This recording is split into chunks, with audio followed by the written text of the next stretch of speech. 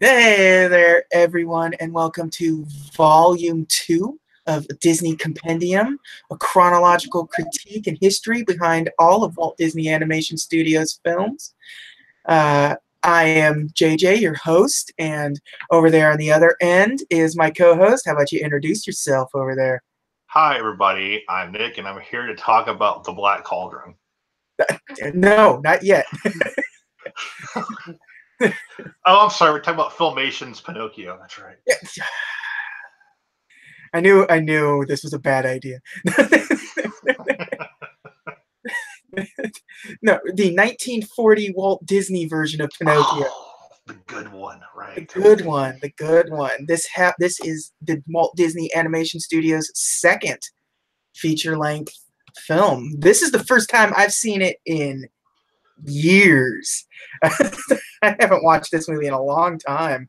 Probably Yeah, when it first came out on. I don't even think I saw. I think I bought it when it came out on Blu-ray, but didn't watch it.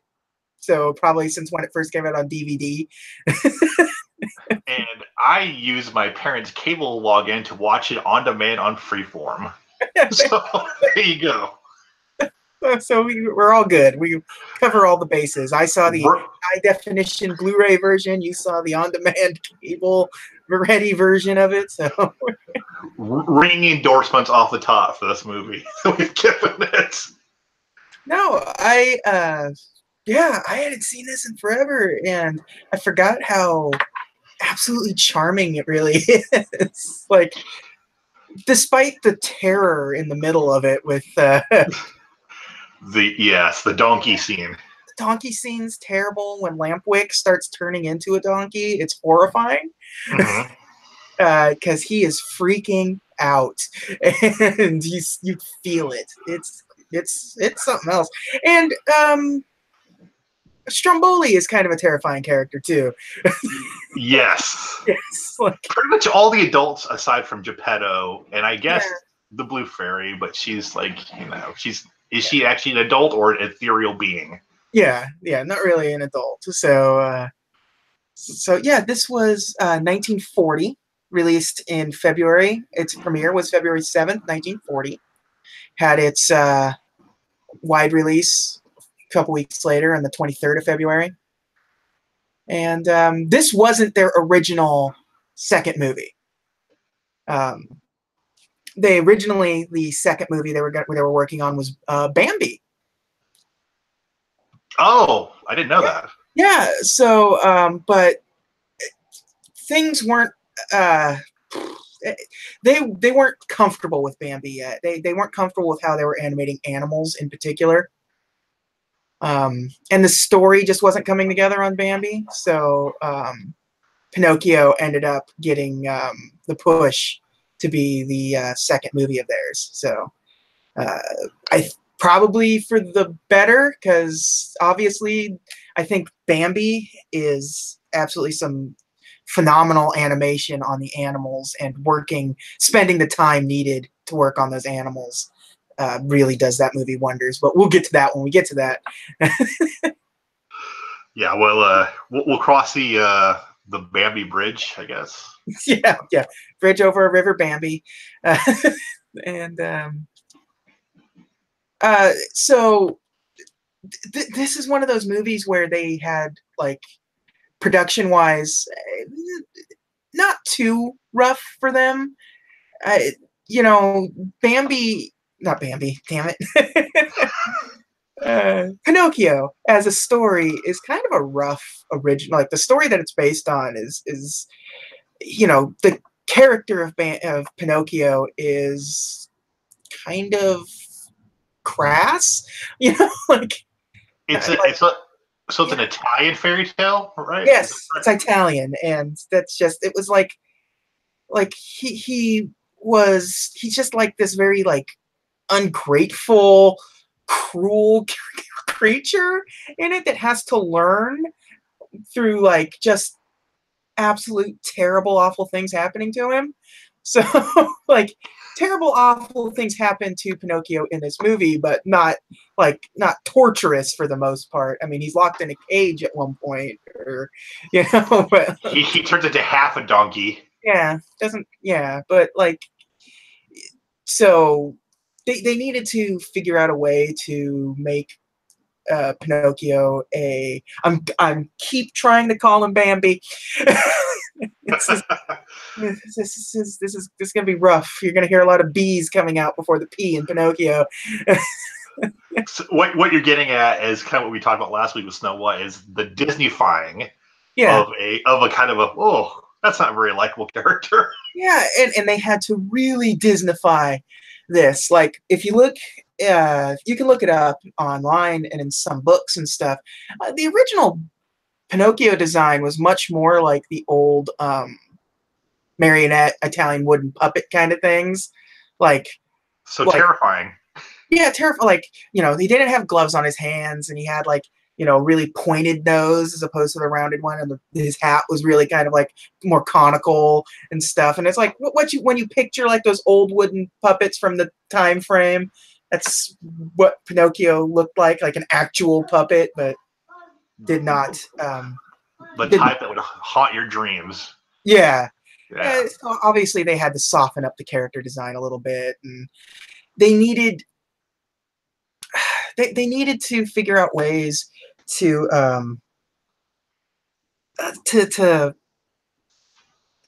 make the character more likable, because like and by doing that, they soften the character too much to where he becomes naive and like and like Not yeah, like led astray super easy, and like he's like a helpless character in the movie. gullible. So Have you that's you go.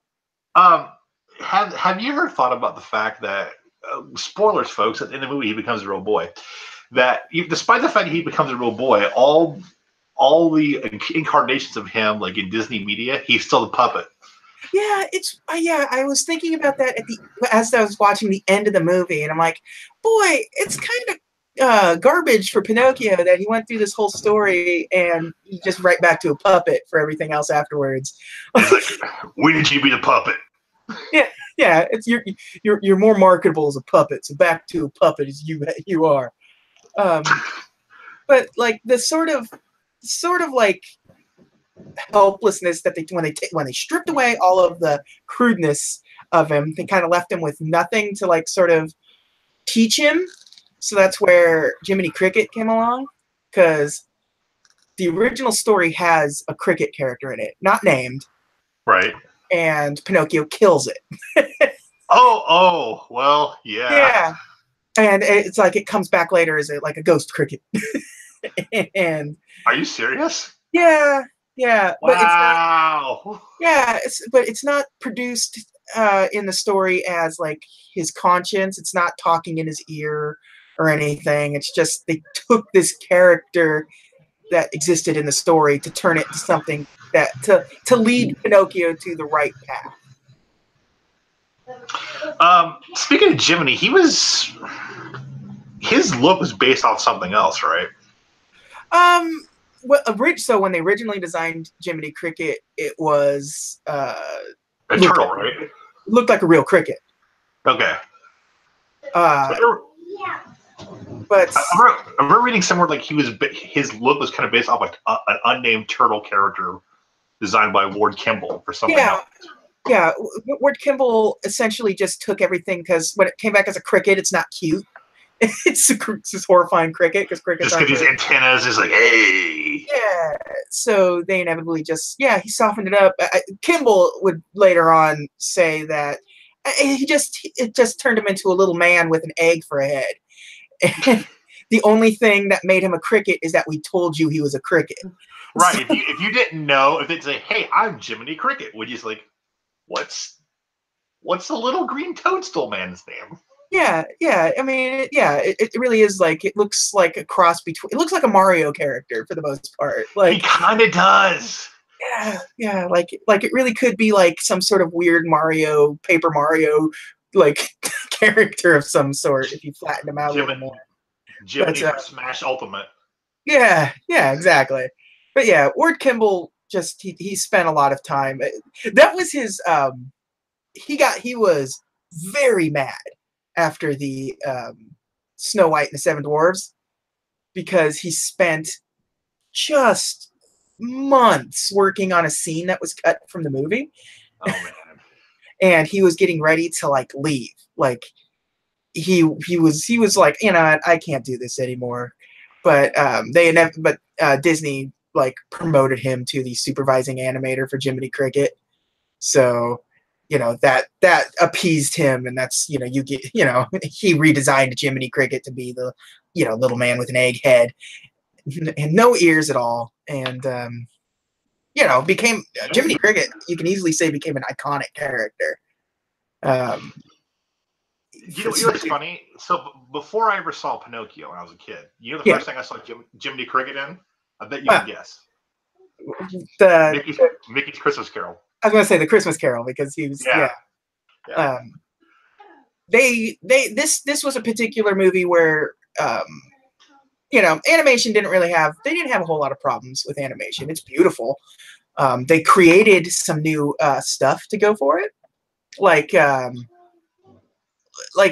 way they have, like, you know, dust, and the water in particular was a big one. Right.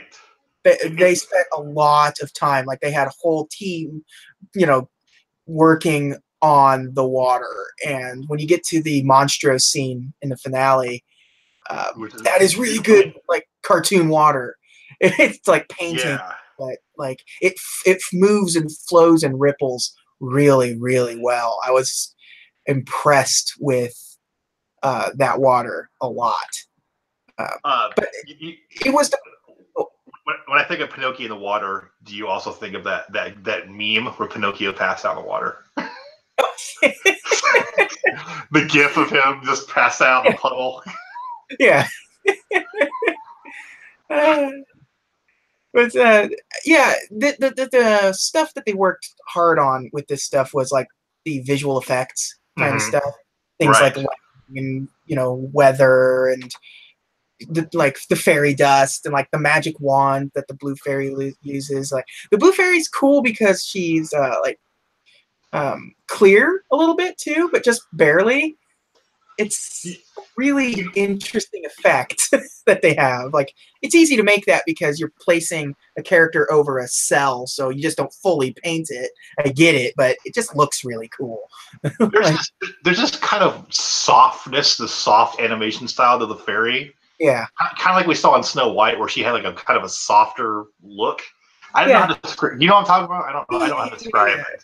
Yeah. Well, it helps with things like the color palette and Disney's designs of like roundness and things, and they have really, especially you see it a lot on Blu-ray, like the edges sort of fade a little bit.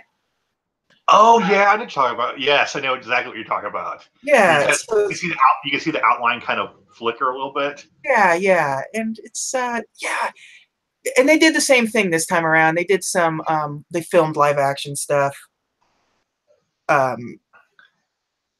But they didn't use it like they did with Snow White. They didn't really rotoscope it or paint over it because it creates a stilted movement when you do that. They really just used it for reference this time around. And they use it. These are for Pinocchio's dance, right? Yes. Yeah.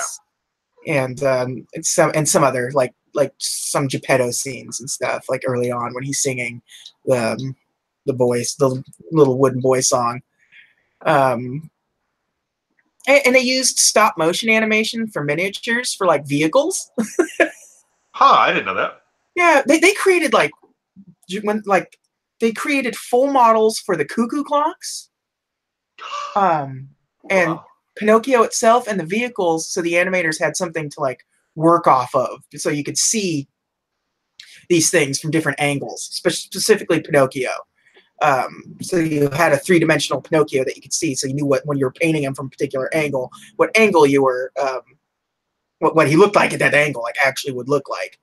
So, and again, stop motion still kind of relatively new at this point. Yeah. So you had King Kong, Son of Kong. That's pretty much the most popular examples up until then, right? Yeah, and this would be King Kong would have been just a few years before this. That was 33.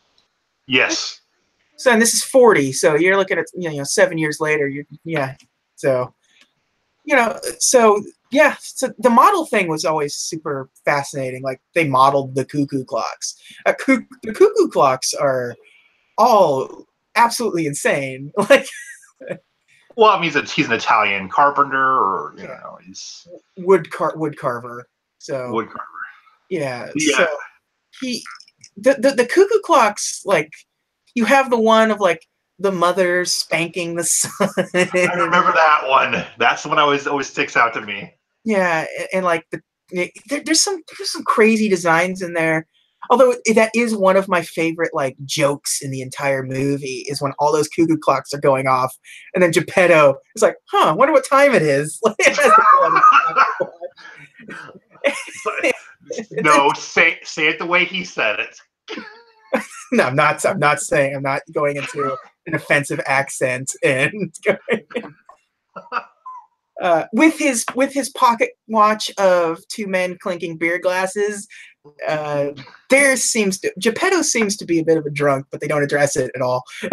Because like a few of the pocket watch or like cuckoo clocks had booze themes to them and stuff. This piece of wood's my boy. You will show him respect. The movie moves along super fast, doesn't it? Like he goes from waking up as with Pinocchio being a boy to sending him off to school in like I don't know what the time frame is, but it looks like it's only a few hours. Like in the morning, he sends him off to school immediately. Like there's no acclimating or warning anyone that a wooden boy is coming to school today. He says, "Hey, just so you guys know, Yeah, my son, he has a disability. He's made of wood." yeah, he's made of wood. Please be careful. He's bringing you an apple, so just.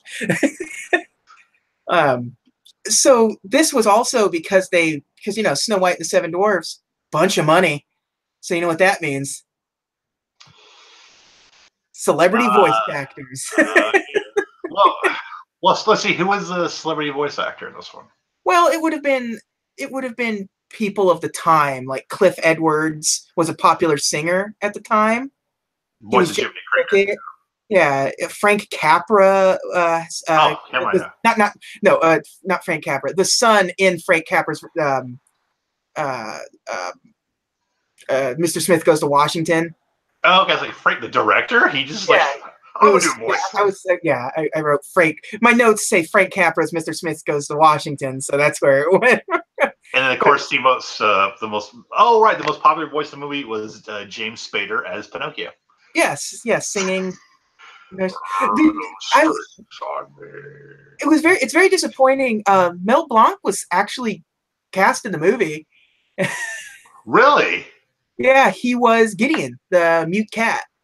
But they thought like after he recorded all of his lines, but then it was eventually decided on like, we're gonna make the cat mute, so they just cut all of his lines. So all of the hiccups that he does a couple of hiccups in the movie, are his hiccups. But yeah, he was completely deleted from the movie. So that's disappointing because everyone knows about him.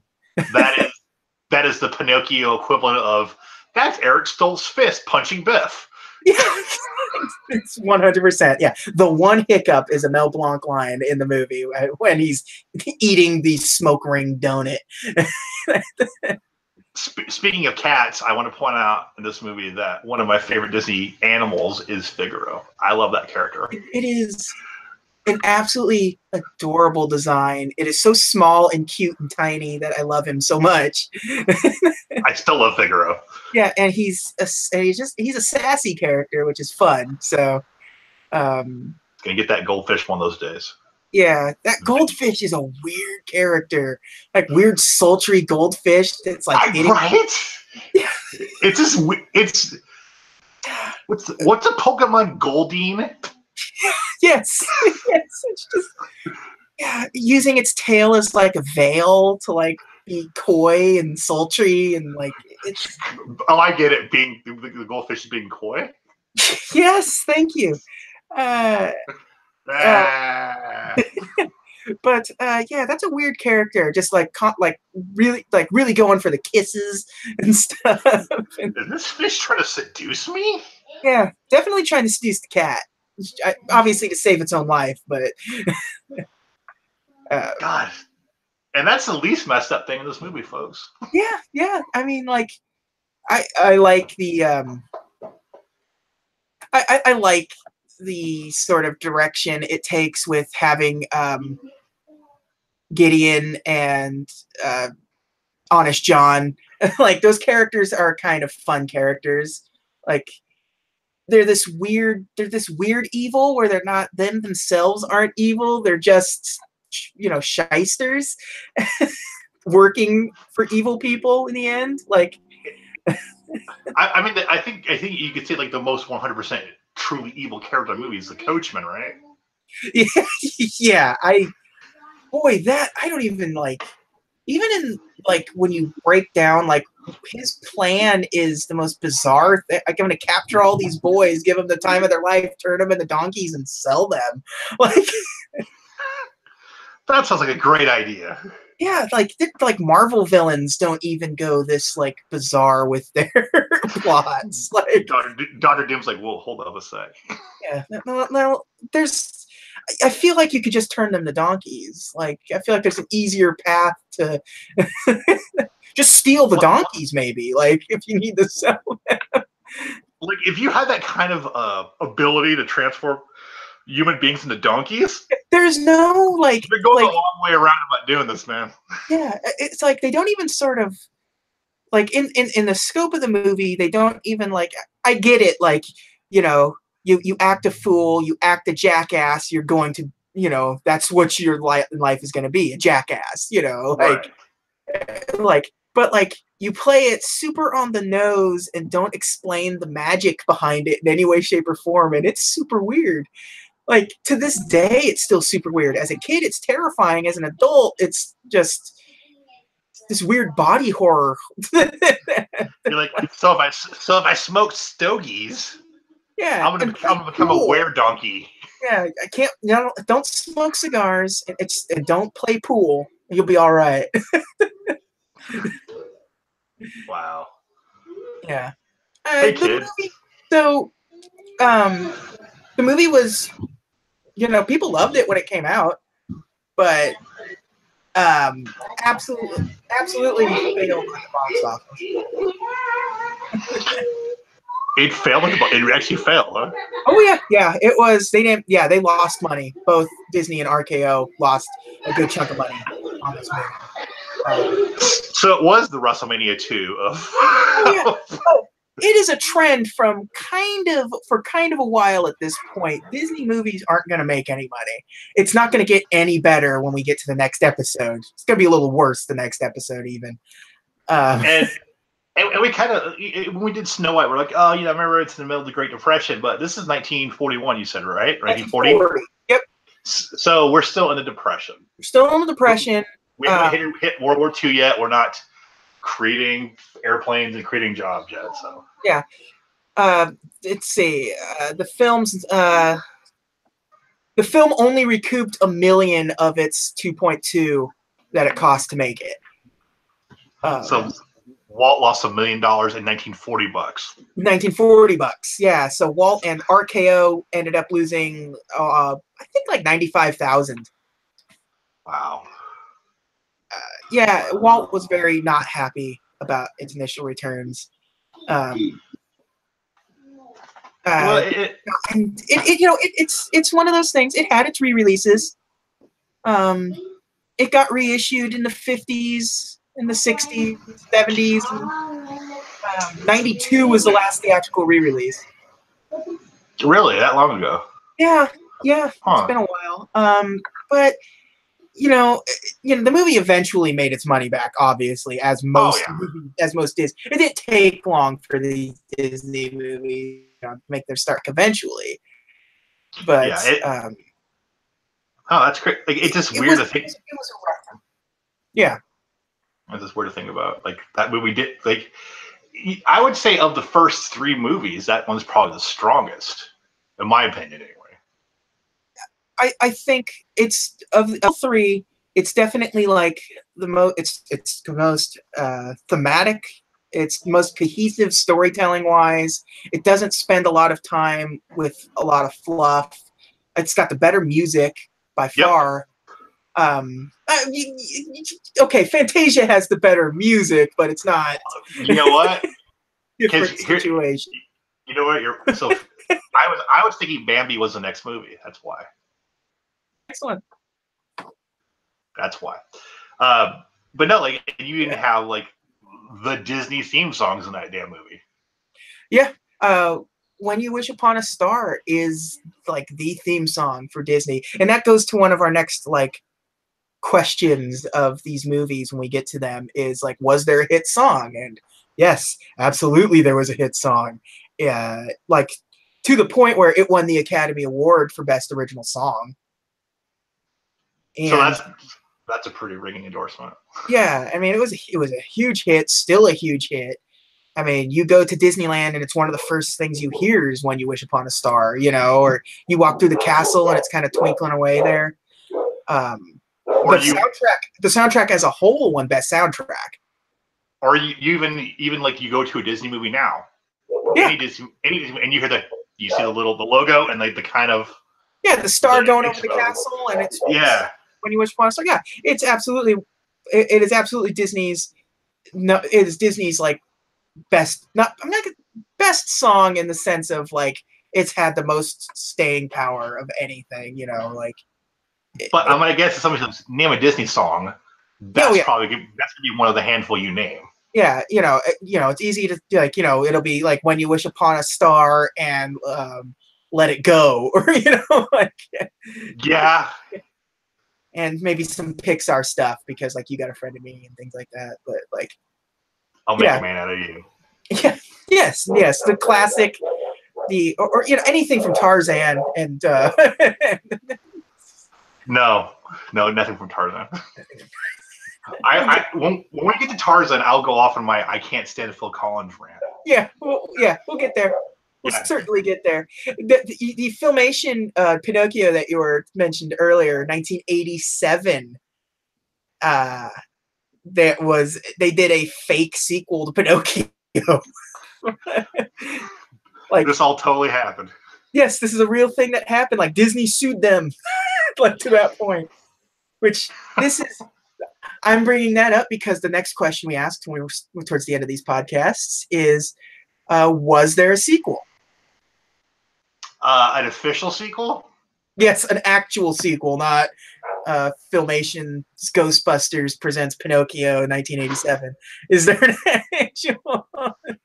Kmart VHS presents Pinocchio. Yeah. 99-cent bin gas station Pinocchio. I'm gonna say no. That is correct. There was no Pinocchio sequel. There was going to be a Pinocchio sequel in the 2000s.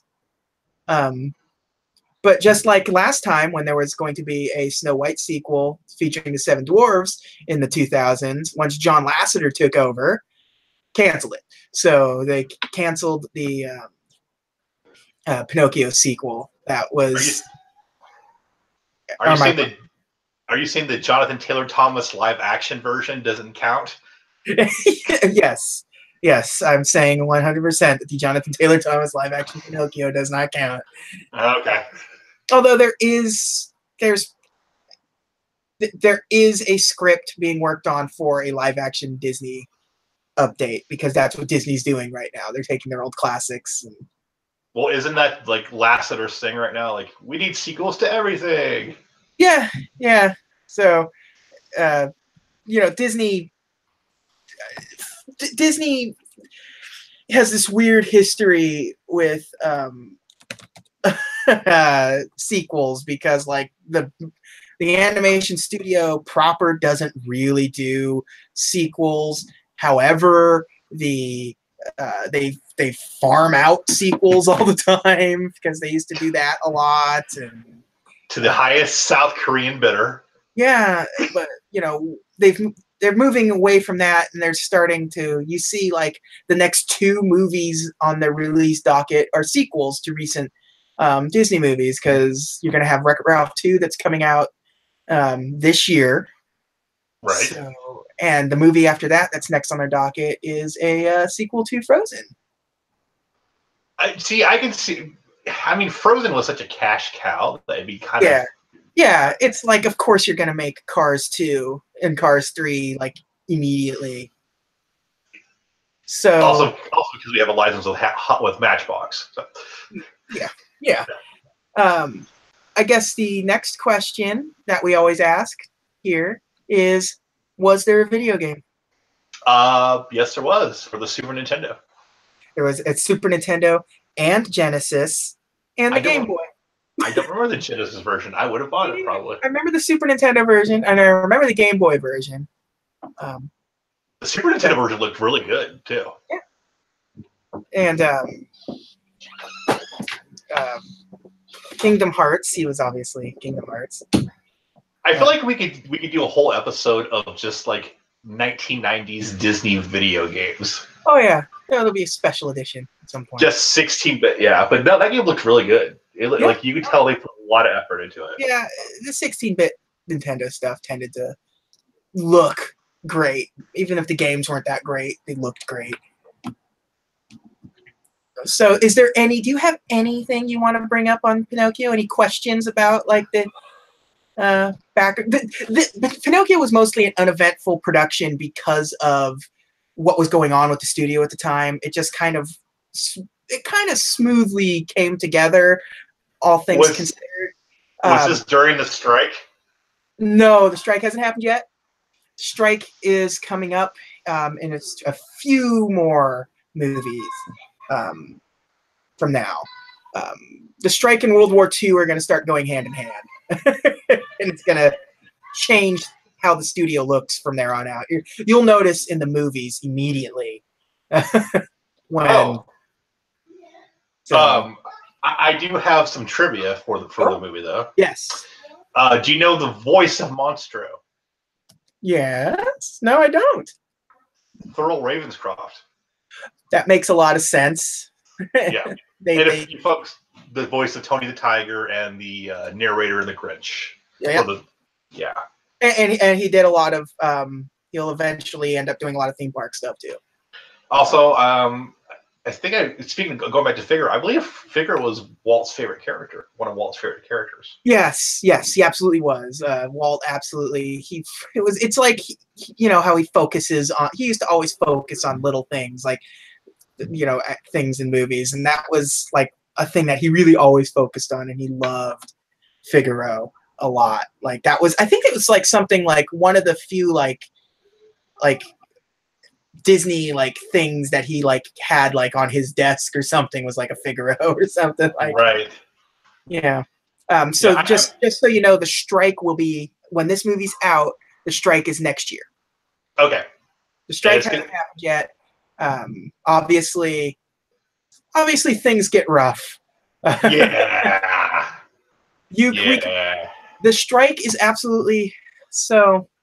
Next week's episode, as we're wrapping it up here, because there's not a whole lot else to talk about Pinocchio. I love Pinocchio. Because we're ranking them as we finish up. I'm putting Pinocchio above Snow White and the Seven Dwarfs. I think it's a better movie. I don't think it's not anywhere near as important. No, but like you were talking about like the eyes, in Snow White. I think they did a really fantastic job on the eyes in this movie. Oh yeah, like when Pinocchio's crying. Yeah. They did a really good job at making his eyes look not real, but also human, if that makes any sense, because they're kind of glassy, but they're showing emotion. Right. Because he's still a puppet, and they did a phenomenal job on Pinocchio's eyes in that particular. That's the part I was thinking of, like Pinocchio crying. Yeah. I mean, I know, and I remember seeing some kind of special features thing about this. Like, part of the legacy of Pinocchio is that the water effects they use in this movie were kind of inspired Little Mermaid later on. Yeah, and you're gonna see that a lot from like the next few movies are create inspirations for like future movies and stuff going forward, because they all sort of like there's a lot of animal and nature stuff going on, because So the next movie's Fantasia, which is literally a masterpiece. Yes, it's spoiler alert. Absolutely, music. Yes, absolutely. Probably top 3 Disney movie for me. It is absolutely one of my favorites. Might be my absolute favorite. I love the Night on Bald Mountain sequence. Yes. We'll get to that when we get to that. There. That is next week's episode. Next week's episode probably going to be a bit longer because there's a lot. Because Fantasia's longer. Fantasia's an incredibly long movie, and there's a lot of story behind it. There's a lot of story about, he was working on it during pretty much most of the production of like this movie. It was Walt's pet project, and there's a lot of story to it. There's a lot of interesting stuff, and the strike is going to be happening next year. Fantasia is. I forget what year Fantasia comes out at this point. 40. Because they didn't put a whole lot of time between movies because you couldn't. Everyone after Snow White and the Seven Dwarfs, everyone was gunning for you. It's like, yeah, put something out. And the thing is, we're talking about Fantasia now, and I don't want to sell Pinocchio short because it's just, as JJ said, it's kind of like movie. You've seen it.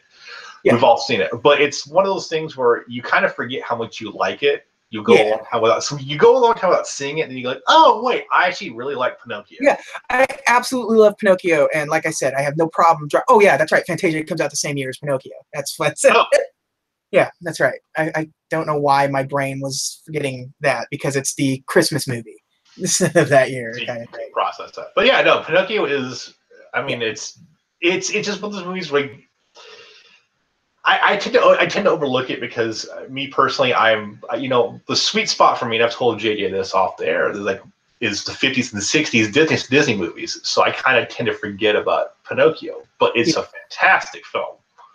Yeah. Yeah, no, I absolutely because same here. I haven't watched it in a substantial amount of time, and I absolutely forget about it. We forgot. I skipped over it because the other question we ask at the end of these is: there a theme park ride? I think there must have been. If there is, I don't know what it is. There still is. Pinocchio's Daring Journey in Fantasyland. Okay, I don't know if I ever thought of that one before. It's a nice, simple, just plot of the movie ride with the music, and I love the music in this. I love When You Wish Upon a Star. Hi Diddle Dee Dee is a very fun song that they go that's for me Pinocchio. Like when I think about Pinocchio, a lot of times I think about the ride before the movie. Funny thing is, when I think about Pinocchio, I think about Jiminy Cricket and the Christmas special. Yeah, but Pinocchio is fantastic, and I'm glad we're doing this because I'm going to tell you, and we'll get to it when we get to it. There is a movie on this list that I've never seen. Can you give me a hint? No. Can you give me a decade? No, I want to keep it a surprise. Oh, it's from the 80s because you said it's you're not gonna give me the decade. It's from the 80s. That narrows it down. No.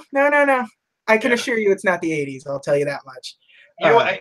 We talked about the music, and I totally forgot about the fact that I love "Give a Little Whistle." That's a great song. Yeah, you never think about that song too much, but it is a good little plot device musical song, and it's it's a really good soundtrack, and it deserved to win the Academy Award for Best Soundtrack that year. You know what's fun about this? I feel like as we're talking about Pinocchio, we're like, oh yeah, we like this movie a lot. Oh yeah. Yeah, and it's I mean, the 40s were an interesting year for film because I'm trying to think of what the biggest movies were in 1940. Grapes of Wrath Like, I know that came out in 1940. And let's see. I don't think. I'll tell you right now. I'm looking as we speak to what the top grossing movies in 1940 were. Oh, Rebecca. Okay. The Great Dictator. Oh, okay.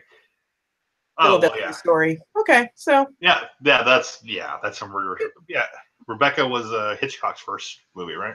Yep. Yeah. So yeah. And so you can kind of see like why maybe Pinocchio struggled at the box office, in addition to being at the heart of the Depression. So it's a lot of stuff going against this movie. Yeah, and it's only going to get harder going forward. It's going to get real hard next episode, and even harder for them in subsequent episodes once the war breaks out. But the next movie had a heck of a budget. Yeah. Next one is the one is an episode I am most looking forward to because there's a lot to talk about, and I'm enthusiastic about Fantasia. And the first VHS I owned, by the way, Fantasia.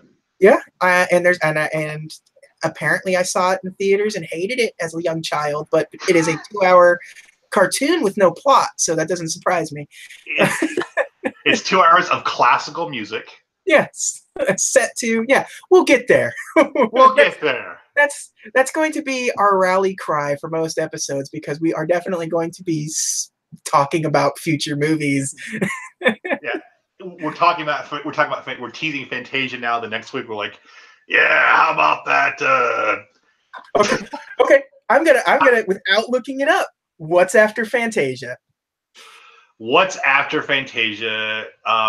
Is that Bambi? No. After Fantasia is Brother Bear. Yes.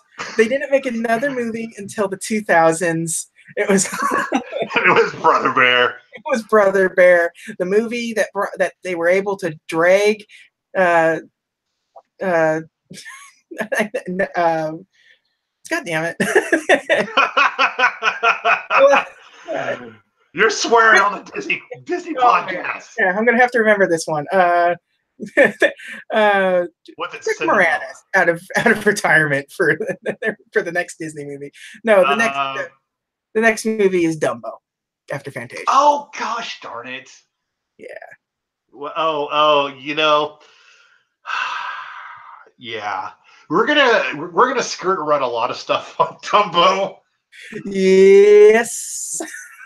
There will be some social justice issues that have to be addressed in Dumbo and Fantasia, to be perfectly honest. True, but let's get we'll touch on. Let's save that for next week. Nick, I want to thank you for joining me again for another Disney podcast, the Disney Compendium, Volume 2, Pinocchio. It's in the can. You can follow me on Twitter at _double_J. Nick, you're at DJ Jazzy Jones, correct? Yes, sir. You can follow the show at Diz Compendium on Twitter, and DisneyCompendium.com will lead you right to the podcast. The podcast will be going up soon in other places that you get podcasts. I'm working. And if you guys want to send us any any corrections, because I know I've said things that are inaccurate, please do so. I'm sure I've stumbled over my words enough to where a thing that I said was completely wrong. Like, what's next Disney movie? I don't know. Yeah, Brother Bear, how dare you? Cats don't dance. Yes. The next Troll in Central Park in next week. Not even Disney. Not even. Heavy metal's the next movie. Yeah. But yes, so this will be popping up in podcast feeds across the world soon. I'm working on all of it. I'm working on a website. I'm working on everything. Go watch Pinocchio. Yeah, go watch Pinocchio. Go watch Pinocchio. Fantastic. You'll love it. Your kids will love it. You'll love it. The dog will love it. Everyone will love it. If you're like me and you haven't seen it in years until I watched it for show prep yesterday, you'll sit there and go, oh, yeah, I like Pinocchio. Yeah, Pinocchio is fantastic. So please, and join us next week as we talk about the 1940, same year, classic Fantasia. Thank you for your time. See us real soon and have a magical day. Bye.